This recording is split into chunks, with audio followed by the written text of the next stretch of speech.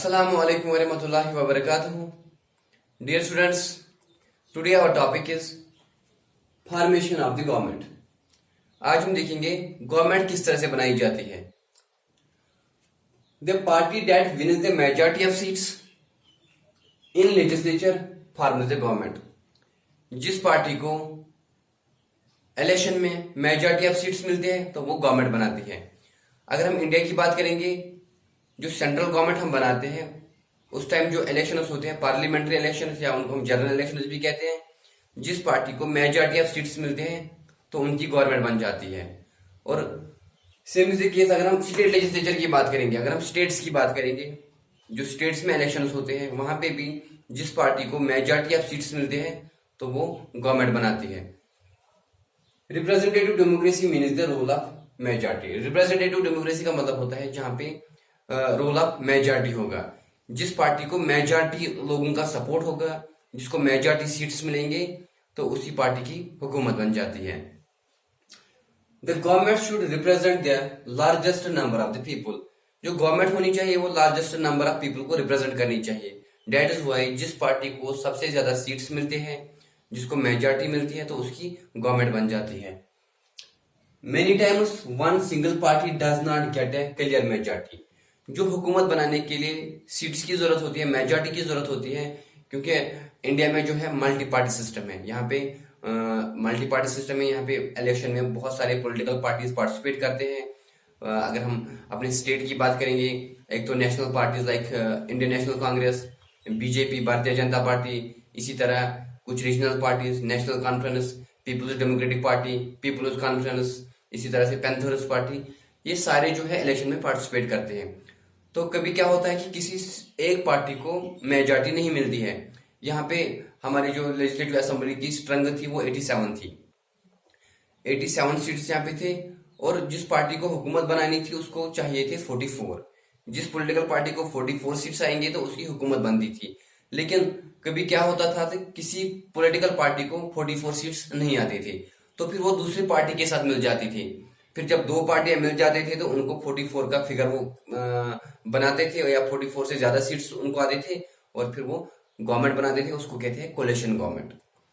Multi party system में ये possible है जब किसी पॉलिटिकल पार्टी को मेजॉरिटी सीट्स नहीं आते हैं जो नीड होती है गवर्नमेंट बनाने के लिए, तो वो फिर दूसरी पार्टी के साथ मिल जाते हैं. तो जब उन दोनों के सीट्स मिल जाते हैं तो उनको फिर मेजॉरिटी मिलती है, उसको हम कहते हैं कोलिशन गवर्नमेंट.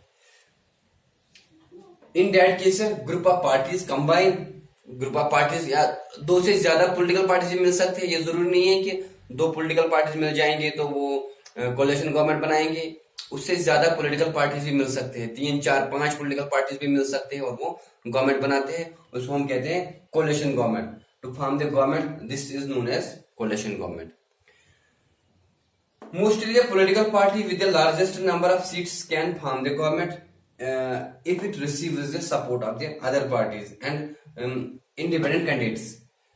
कभी क्या होता है कि जो चीफ मिनिस्टर होता है मोस्टली या जो प्राइम मिनिस्टर होता है सेंट्रल लेवल पे, जिस पॉलिटिकल पार्टी को मेजॉरिटी सीट्स मिलती है और अगर फिर उनको कुछ सीट्स की कमी भी होती है, कुछ सीट्स कम पड़ते हैं तो फिर कुछ छोटे छोटे पार्टीज उनको सपोर्ट करते हैं या इंडिपेंडेंट कैंडिडेट्स भी सपोर्ट करते हैं, तो हुकूमत जो है वो वही पॉलिटिकल पार्टी बनाती है जिसकी मेजॉरिटी सीट्स आते हैं और इंडिपेंडेंट कैंडिडेट्स का भी वो सपोर्ट लेते हैं.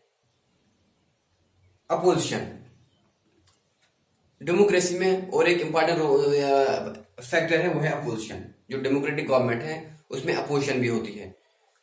The parties that are in minority forms the opposition. एक तो जो मेजॉरिटी में आती है तो उनकी गवर्नमेंट बन जाती है. जो दूसरे साइड से होते हैं माइनॉरिटी में, जिनके सीट्स कम होते हैं, जो हुकूमत नहीं बना सकते हैं, तो वो अपोजिशन में रहते हैं. उनका जो रोल होता है वो बहुत इंपॉर्टेंट होता है. वो हमेशा गवर्नमेंट को क्रिटिसाइज करता है. जो गवर्नमेंट की गलत पॉलिसीज होती है वो उसको क्रिटिसाइज करते हैं, वो उसके खिलाफ लड़ते हैं और वो गवर्नमेंट मतलब जो गवर्नमेंट की पॉलिसीज है उनके ऊपर पूरी तरह से नजर रखते हैं.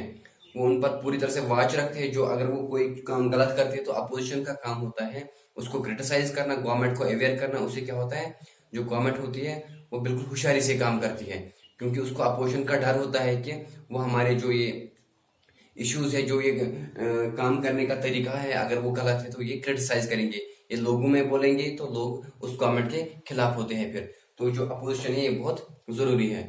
तो हम देखेंगे जो फॉर्मेशन ऑफ गवर्नमेंट है, जब इलेक्शंस होते हैं, अगर हम इंडिया की बात करेंगे सेंट्रल लेवल पे भी या स्टेट लेवल पे भी, सेंट्रल लेवल पे या स्टेट लेवल पे जब इलेक्शंस होते हैं, जिस पार्टी को मेजॉरिटी ऑफ सीट्स मिलते हैं तो वो गवर्नमेंट बनाती है। और अगर किसी पॉलिटिकल पार्टी को मेजॉरिटी ऑफ सीट्स नहीं मिलते हैं तो वो किसी दूसरे पार्टी के साथ मिल जाती है, या दो तीन पार्टीज आपस में मिलते हैं तो वो गवर्नमेंट बनाते हैं, उसको कहते हैं अपोजिशन, उसको कहते हैं coalition government. Same is the case जो पॉलिटिकल पार्टी जो है माइनॉरिटी में रहती है, जिसके सीट्स कम होते हैं, तो वो क्या करते हैं, वो अपोजिशन कहलाते हैं, उनका काम होता है गवर्नमेंट को क्रिटिसाइज करना।